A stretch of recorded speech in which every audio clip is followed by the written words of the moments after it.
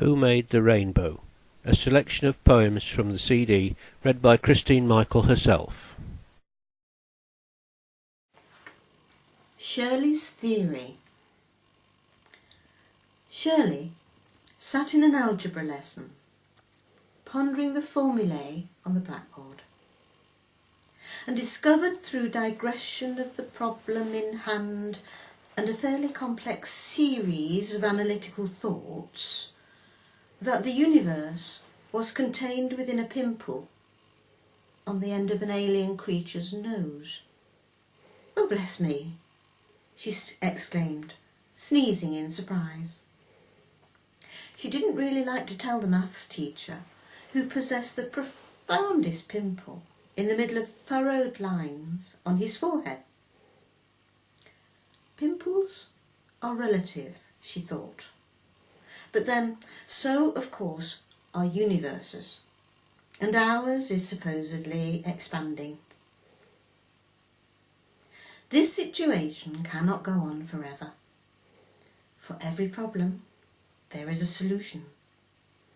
She countered, reaching for her jotter, commencing with the problem and working backwards or forwards as the perspective may be. The creature was just lifting its arms to examine and possibly squeeze the pimple.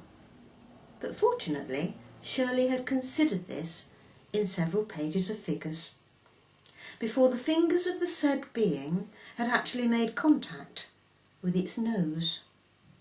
All the wars in the world were somewhat futile in the face of this. All things being equal, Shirley reached a remarkable conclusion. The boys, during all this summing up, were throwing paper aeroplanes round the room. Girls were doing their nails. Shirley sealed the pimple on the page, squaring roots. A kind of ancestry. We crossed the Bosphorus, east to west. The people crowded on, dark with hope. Children sold circled bread. Glassed tea came round on trays, eager for custom. The tranquil sea threw up the occasional wave, while the ripples of voices continued the journey. We were observed much for the lightness of our skin. Suspicion and curiosity melted into a gaze. Being female is uneasy here on the sea, confined in transport on such a dimension. Eyes carry the wonderings of cultural clash, like the surprise of an interrupting wave. Domes have grown on Rome's remains. Beyond a Hittite reign, we could go back to Babylon. But we face the wrong way now. The shores of Europe aren't far away. I wear my crucifix like a badge. I hear men in towers proclaim a call, and recall the clusterings of cripples against walls, coins thrown in caps. A woman accidentally sits on my bag. I gently move it, touch her arm to reassure, and find her smile, peasant smile, wrapped in headscarf. She is round as a mother, holding my hand in warmth against the backdrop of the men's judgmental view. We exchange a word or two.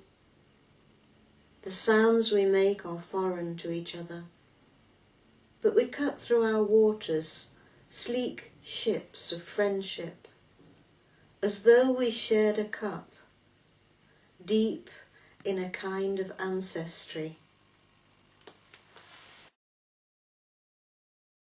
Samaya. She rose from sleep stretched out her hands, breathed air fresh with making, smiled like a child to its mother reflection. The reflection smiled back, multiplied a billion smiles. A billion mirrors in rows stood warriored in time but smiling. Samaya sleeping now breathing, Samaya breathing now weeping, Samaya weeping now dying, Samaya dying now sleeping. How become this idea? She sighed. The thought wriggled and stumbled, finding its feet, then leapt across worlds, flying back. I will place paradox at the core, she said, so that learning may take place. Love be the ultimate remnant of being. Samaya sleeping now breathing, Samaya breathing now weeping, Samaya weeping now dying, Samaya dying now sleeping. In the waters of wonder came creation of tides, tugs, tensions, lines of poems. Then woman was swallowed by man like a whale. Man worshipped revolution and war, used wombs like refuse tips, rape stole the gift like a forest cut down. Samaya sleeping now breathing, Samaya breathing now weeping, Samaya weeping now dying, Samaya dying now sleeping. And she looked on a world where men worship men and wondered whether to begin again.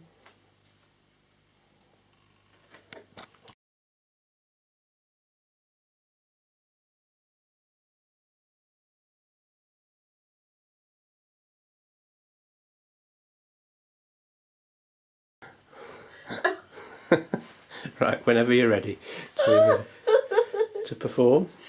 Not ready yet. Oh, all right. It's like one of those take one, take two.